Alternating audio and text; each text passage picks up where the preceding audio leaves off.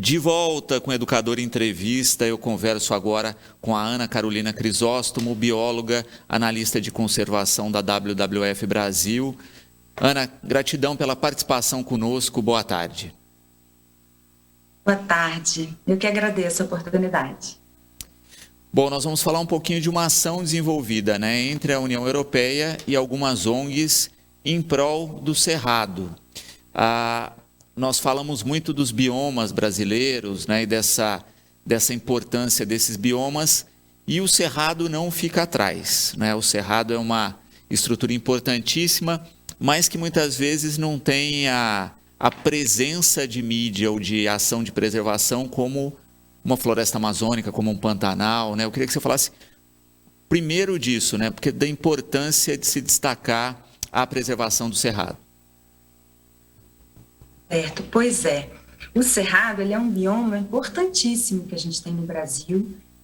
Ele corresponde a 1/4 do território nacional e ele conecta os vários outros biomas, Mata Atlântica, Amazônia, o Pantanal, Então, ele tem um percentual altíssimo de espécies que só ocorrem aqui. Tem um grau de biodiversidade enorme, reúne 5% da biodiversidade do planeta, e 44% das espécies que ocorrem só ocorrem aqui. Então, a gente tem uma riqueza de biodiversidade, de animais, de plantas, que são importantíssimos, que podem ter diversos usos para a saúde, para a alimentação, E é um bioma que ele guarda, ele é conhecido como berço das águas, Então, ele guarda aqui a nascente, de bacias hidrográficas importantíssimas. Então, 8 de 12 bacias hidrográficas que a gente tem no Brasil nascem no Cerrado, Dentre elas, as maiores da América do Sul, que é a Amazônica, a do São Francisco e a Bacia do Prata. Então, ele é um bioma importantíssimo para a água, além de nascerem aqui também os aquíferos, Guarani, Urucuia e Bambuí, que são aquíferos que abastecem as grandes cidades que a gente tem no país. Então, é um bioma que tem uma importância enorme em termos de abastecimento de água, de clima, Ele é um bioma importantíssimo também por conta da sua feição, Ele ser um bioma muito plano, tem muitas áreas campestres. Ele é um bioma de ampla expansão da agricultura no Brasil, Então, hoje a gente tem aí uma parte importantíssima da agricultura sendo produzida, inclusive a agricultura que é exportada, 44% da nossa agropecuária exportada está no Cerrado, Então, tudo isso conjuntamente reforça a importância do bioma cerrado para o Brasil, para o nosso país. E apesar da gente ainda ter dificuldade de visualizar, de conhecer, ainda conhecer pouco esse importante bioma. Perfeito. E é importantíssimo a gente destacar isso, porque ele é importante também para a produção. Você está colocando essa questão da agricultura, A agricultura só se dá com ele equilibrado. Se a gente perder essa linha tênue do equilíbrio, desregula a chuva, desregula totalmente a estrutura. É uma estrutura que pode se desertificar muito rápido, a gente sabe disso, e acaba prejudicando mesmo. Então, se a gente quer pensar a longo prazo, e nessa produção aí de riquezas a longo prazo, tem que se equalizar e preservar essas áreas. Exatamente. Então, a gente vai ter hoje no Brasil que a maior parte da nossa agricultura, ela não é irrigada. Então, ela depende das chuvas regulares para acontecer. Então, a conservação das áreas de vegetação natural, ela é fundamental para que a gente consiga manter o equilíbrio climático e a regulação hídrica, regionalmente. Então, quando a gente fala dessa questão do clima, da mudança das chuvas, a gente tem tanto um fenômeno global que está acontecendo, que a gente sente as mudanças climáticas no nível global, mas a gente já tem informações de algumas pesquisas que mostram que o impacto do desmatamento regionalmente. Então, quando a gente desmata as áreas de preservação permanente, as áreas de reserva legal, que são áreas que são importantes de serem que têm que ser conservadas, né, que foram colocadas pelo Código Florestal, quando a gente desmata essas áreas, a gente tem um prejuízo direto para a própria agricultura, né? Então, essa dicotomia da produção com a conservação, ela não é bem real, né? Porque, na verdade, uma coisa contribui para a outra, e sem a conservação da vegetação natural, dos nossos aquíferos, das nossas florestas e campos, a gente não consegue também garantir a viabilidade da nossa agricultura. Perfeito. E o projeto tem um nome bacana, né? Que seria SERES. Exatamente. O projeto SERES, ele faz menção a duas coisas, né? Um que é o Cerrado Resiliente, né, onde a gente está trabalhando para fortalecer. O Cerrado é um bioma muito resiliente, né? Ele é um bioma que ele é bastante seco, né? Ele tem variações de temperatura, né? As variações climáticas ao longo do ano são acentuadas, e ele é muito resiliente, né? Porque tem a entrada do fogo, e ele rebrota e ele revive. E Ceres também é uma deusa romana, greco-romana, da agricultura e da fertilidade, né? Então, a gente também faz uma referência a isso. Perfeito. E é interessante a gente pensar exatamente nessas características do cerrado, como você coloca, né? Porque, por exemplo, algumas espécies aí dependem, em certo momento, do fogo, né? Que vai quebrar estruturas de proteção de semente, para aquele rebrote e tal. Mas, de fato, esse fogo natural, né? E não aquele colocado para transformar a área ou em pasto ou em plantação. Exatamente. No cerrado, diferente do bioma amazônico, o fogo ele tem uma ocorrência natural. Então, você vai ter uma série de espécies de plantas que vão ter a sua dormência, que só vão germinar quando passa o fogo, né? Quando tem o aumento da temperatura, o ressecamento, né? Porém, como é um ambiente muito seco, né? Metade do ano, se esse fogo, é muito importante que a gente tenha cuidado quando a gente tem o manejo do fogo, né? Quando a gente tem a utilização do fogo na agricultura, né? Então, você tem diversas formas de manejar, né, de fazer um uso do fogo de maneira controlada e de maneira preventiva, né, tanto para evitar grandes incêndios florestais, né, quanto para você conseguir fazer um manejo das propriedades de maneira adequada, né? Então, hoje a gente tem essas informações, a gente tem métodos, a gente precisa difundir isso, né? Porque, de fato, se o fogo é utilizado sem controle, ele é muito difícil, sem uma técnica, sem uma preparação, ele é muito difícil de ser controlado e acaba gerando esses incêndios florestais de grandes proporções que têm impactos ambientais terríveis e também na saúde das pessoas, né? Perfeito. E esse ano a gente está com a luz vermelha do alerta aí acesa, né? Com uma perspectiva de uma grande crise hídrica, né? Que tem relação direta a má gestão dessas áreas. Exatamente. Então, a gente tem um desafio bastante grande, né, de fazer esse manejo preventivo do fogo, né? Então, a gente está acompanhando um pouco das dificuldades dos nossos órgãos ambientais de estarem conseguindo se antecipar, né, a essa situação para a gente prevenir incêndios florestais. Então, é muito importante que a gente trabalhe nessa lógica da prevenção, porque depois o controle ele é muito difícil, né? Então, de fato, a gente vai ter um grande desafio esse ano com a chegada da estação, com a estação seca, né? Que já estamos entrando aqui para fazer esse manejo.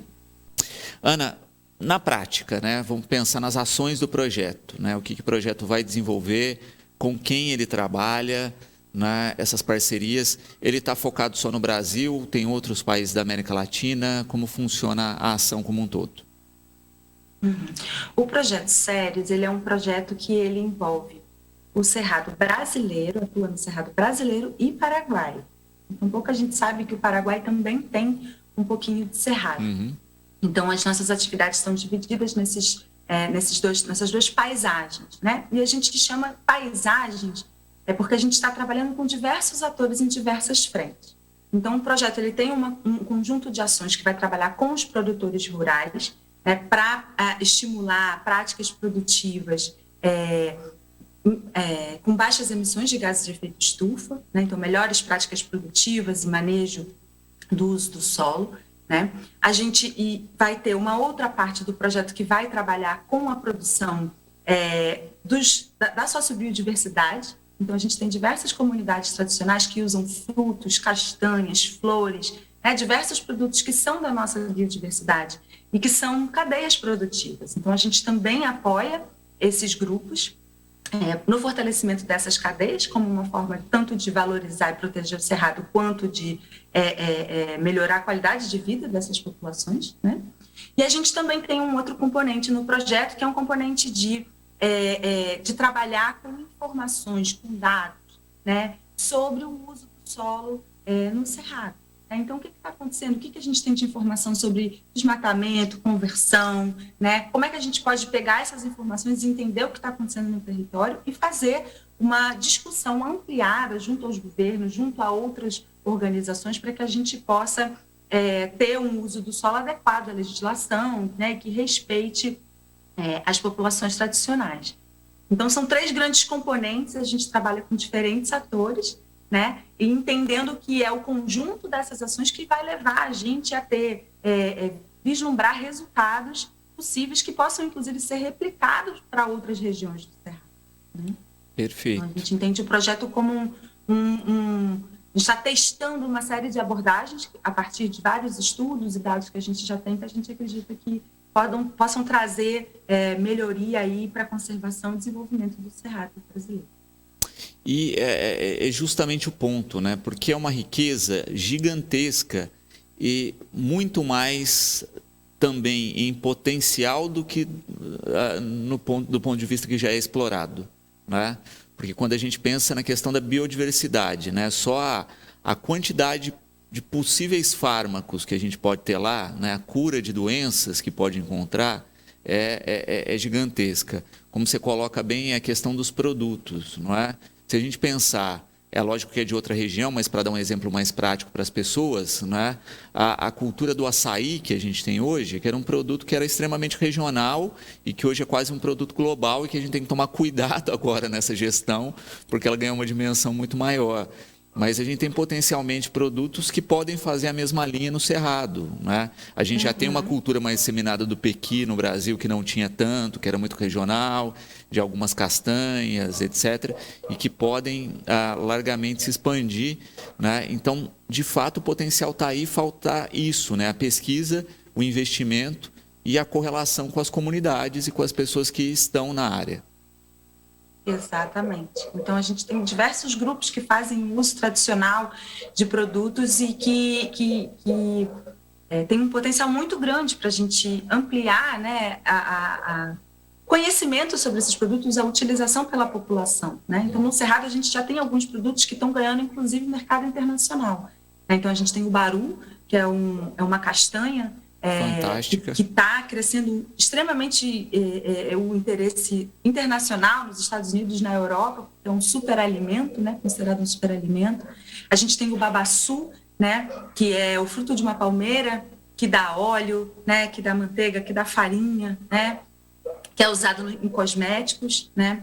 A gente tem no projeto também vamos trabalhar com a cadeia do buriti, com a cadeia do mel, que são outras 2 cadeias também importantes e relevantes para diversos grupos e comunidades, né? E que já acontecem, né? Então, é um processo da gente fortalecer o processo através, né, do conhecimento tradicional que já existe, a gente juntar esforços, trazer novas ferramentas para ampliar o alcance aí desses produtos e gerando renda para as comunidades, que são comunidades que, por conta de sua própria forma de manejar a terra, conservam o cerrado, né? E muitas vezes são comunidades que estão tradicionalmente nessas regiões, secularmente, em alguns casos, né? E que buscam esse desenvolvimento socioeconômico, valorizando a sua cultura. Então, também tem esse aspecto bastante importante, né? Quando a gente olha para os produtos da nossa biodiversidade, né? Perfeito. E você coloca aí bem pontualmente, né? Quando a gente pensa só na biodiversidade da cadeia do mel, né? A quantidade de espécimes de abelha nativas que nós temos, né? Que de fato tem grande potencial, mas potencial também necessário para a agricultura que é desenvolvida, né? Porque sem elas não vai polinizar, né? Então elas ampliam a produção, mas desde que sejam conservadas, né? Por isso esse diálogo, né? De checar inclusive se o agrotóxico que está sendo utilizado não está prejudicando essa cadeia que depois vai faltar para a própria agricultura, enfim, essa conversa tem que ocorrer enquanto a gente tem a estrutura, porque daqui a pouco a gente perde, aí não tem mais como recompor. Exatamente, Luciano. A gente tem que fazer esse diálogo, ele é um diálogo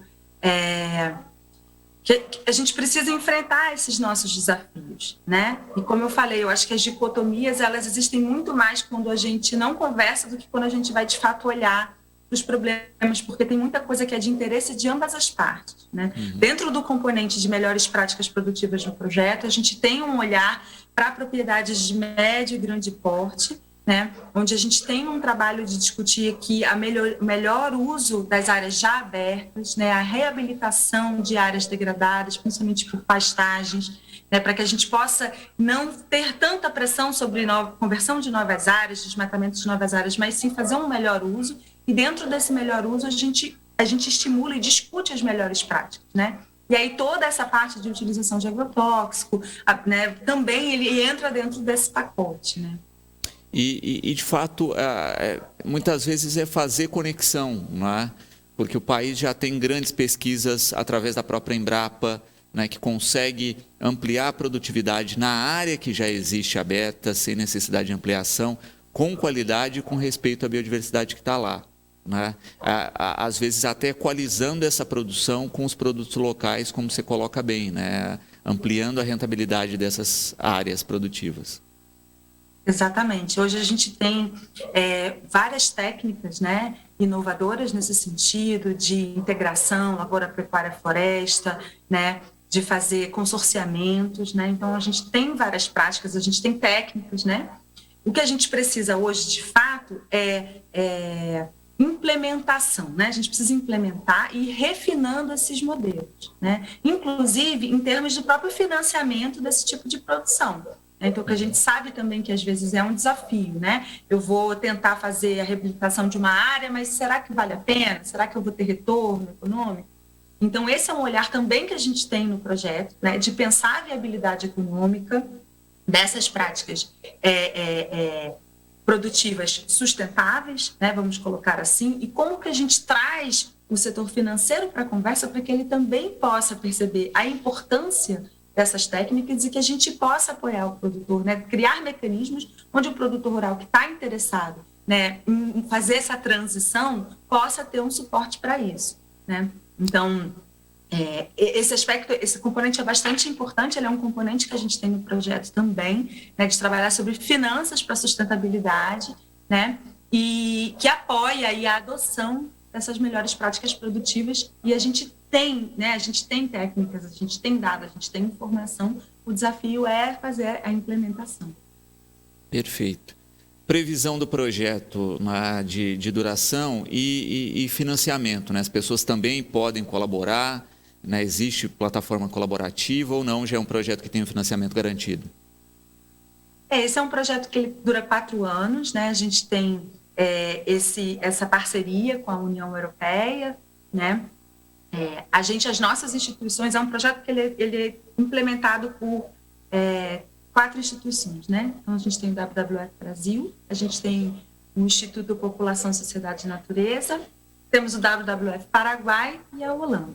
Então, as nossas instituições, elas recebem doações, a gente tem nossos canais de doação no nosso site, né? Mas o projeto em si, ele tem o orçamento aí garantido para esses 4 anos de execução.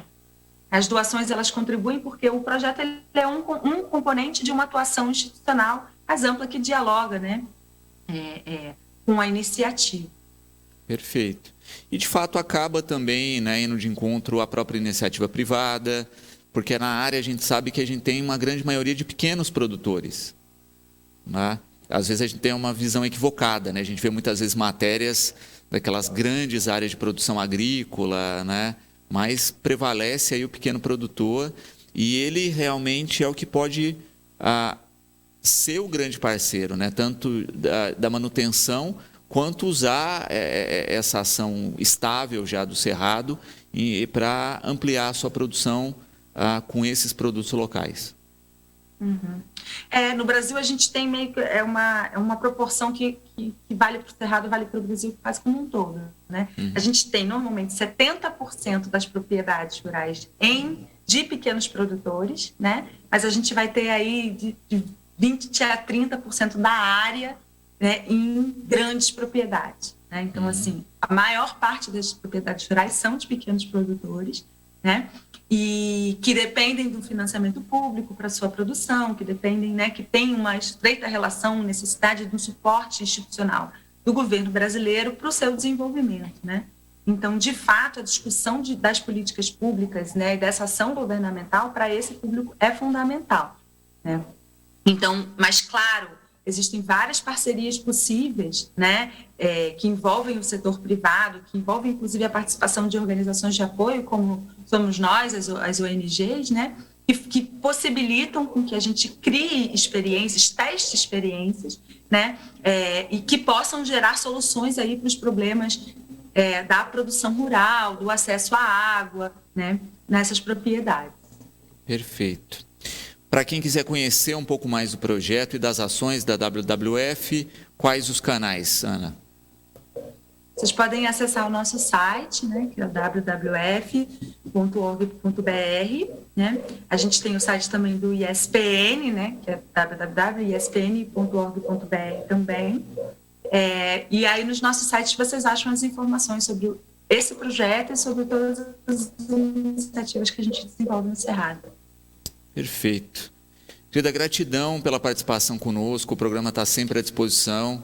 Parabéns em seu nome aí a toda a equipe, a todos que realizam essa luta árdua aí de defesa do meio ambiente, em especial de construir todas as políticas, né, de educação ambiental, de conservação e de sustentabilidade, que é importantíssima e que a gente não pode tirar da pauta em momento algum. Então, sinta-se sempre bem-vinda aqui no programa. Muito obrigada, Luciano. Para a gente é um prazer poder estar falando dessa iniciativa e desse trabalho tão importante para todos nós.